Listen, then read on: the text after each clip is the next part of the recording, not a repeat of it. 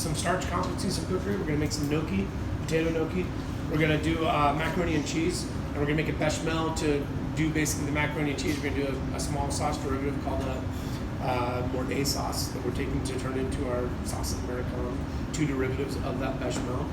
And then we're gonna put the bechamel on cauliflower, and we're gonna put the sauce Americana on the American cheese, and we'll go from there. Not American cheese, macaroni and cheese, sauce Americana, which has no American cheese in it.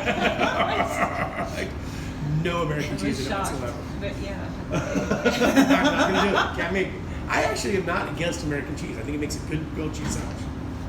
Like it really does. It melts well and makes a good grilled cheese sandwich. And I have like a guilty pleasure for just a straight up Kraft singles in a grilled cheese sandwich. So, whatever, I like it. I like other sandwiches a whole bunch too. That's just a childhood thing. I still like golden grams too. I don't eat any sugary cereals. I like golden grams. Who knows? That's what it is. You have certain things that you like and dislike. I hate sandwiches. Okay, we want to bake potatoes. All I'm trying to get. We're going to preheat our oven at 375. I want to wash them, season them, and pierce them.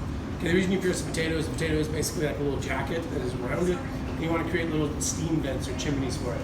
If not, the potato has the potential to burst when it's in the oven. Anyone who's had to clean a potato that's burst in the oven does not ever want to do it again. Okay, like really, it's a potato explosion that sticks to the side of the oven and burns. It's a little hard to scrape off. It's not the end of the world. I'm just saying, like it's not exactly what you're looking for. Okay, so I'd say about 1 in 10 potatoes burst. So you guys make a decision whether or not you want to vent it. Right? It makes sense to do it. Okay, venting is pretty simple. Don't overthink it.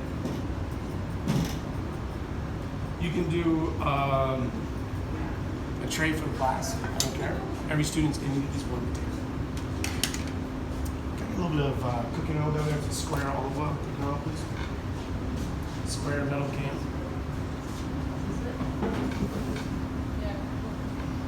That's it. Okay.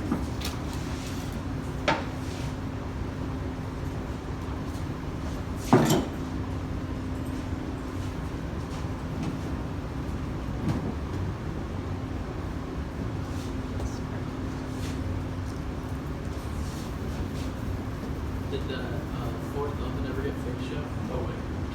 What about the second one? Absolutely. What about the elevator? Awesome. Absolutely. Do you lost all of our walk-ins and freezers this weekend? What is the power? How much food? About $10,000. Oh. And all the freezers, all the walk-ins. What's that? They're doing some construction over there and they'll flip something. Is there no backup Construction is causing issues. I love it. backup generator? I love everyone to hear that. I love it. Chef, do we not have a backup generator? So that was actually the discussion we were just seeing. Yeah. That was 5 new stoves and a vacuum generator and a sensor for the refrigerator. It's actually really awesome. Because they have really cool sensors that you can have in your refrigerator that when the temperature goes up, you can set it at whatever temperature you want, say over 42, over 45, whatever you want. It'll send an alert to your phone. You come down, start a generator, and go. You don't lose any product. It's really simple. Generator costs about $1,500, $2,000. So we basically threw away 5 generators this weekend. Right? That is the way I look at it. Buy the generator first. That being said, let's get back to what we're doing. Potatoes are baking. We're going to cook those till they're done. We're looking for a right parent consistency. We want them to be cooked all the way through. We're going to make a dough out of it, a potato dough that becomes a gnocchi. And the potatoes will be cooked all the way through. If it's not cooked, we're not looking for a hot baked potato here.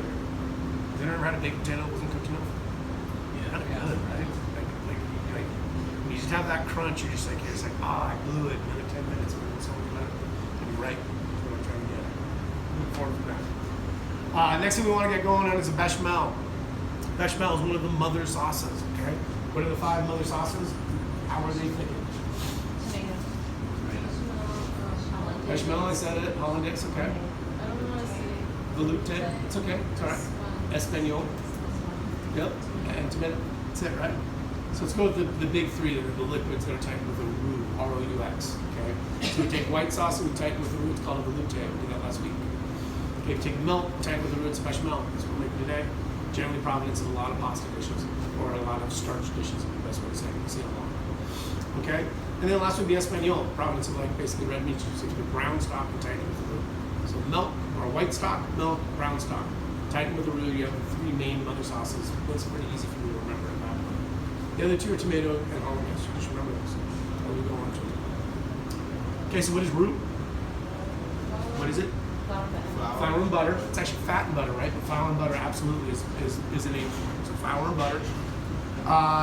Is there a ratio that we associate with it? 1 to 1. Yeah, 1 to 1, equal parts. Exactly what we're going to be doing every single time we're doing it. And then what about tightening power? If I have a pound of roux, how much liquid will it tighten? What? Gallon. 1 pound of roux will tighten how much liquid? Gallon. Gallon. Okay, I hear gallon. Thanks for your time. Okay. So yes, a gallon. 1 pound of roux will tighten a gallon of liquid. We don't need a gallon of bechamel per roux to do it. Okay, we don't. Okay, so let's make 2 quarts. 2 quarts is that means how much roux do we want? How many quarts in a gallon? 4. 4 quarts in a gallon. Yes, there is. So how much roux do I want if I'm going to do 2 quarts, which would be a half a gallon, right? So to make it easy, so there's a pound, I want 8 ounces of roux. 2 quarts, right? We good on that? 1 quart would be 4 ounces. 4, 8, 16 on my roux. Okay, 1 quart, 2 quarts, a gallon. The exact ratios. Gallon, everybody? You guys didn't seem sure at all about that. Like at all. Like at all. Is there an app for that? What? Is there an app for that? I bet there is. I'm sure. I bet there is. So how much roux? How much butter should I cut right now? I want 8 ounces. So I want 4 ounces of butter. 4 ounces of butter. This is 16 ounces. That's 8 ounces. That's 4 ounces, right? But otherwise known as a stick.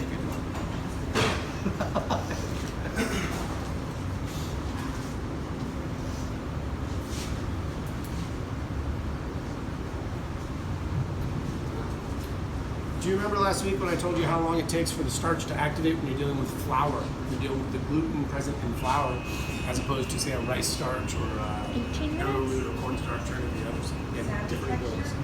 You know, how long does it take to happen? Is what I'm looking for. 18, yeah. 18 minutes. Okay, is what I'm trying to get at. Cornstarch, right away. You gotta work the cornstarch before it's right away, right away. I told you a benefit of using like a roux as opposed to that cornstarch, and a kind of a drawback for cornstarch. You guys remember that? I'm just gonna keep saying it every week. It starts to make sense. Cornstarch you cannot let get cold and heat it up again. It gets lumpy, it doesn't come together, it falls apart, it separates. Okay, whereas a roux-based sauce, you type with roux, you can make it, chill it, and heat it up again, chill it, heat it up again. That makes sense? Super beneficial for soups. Make 5 gallons of soup, and instead of serving 5 gallons.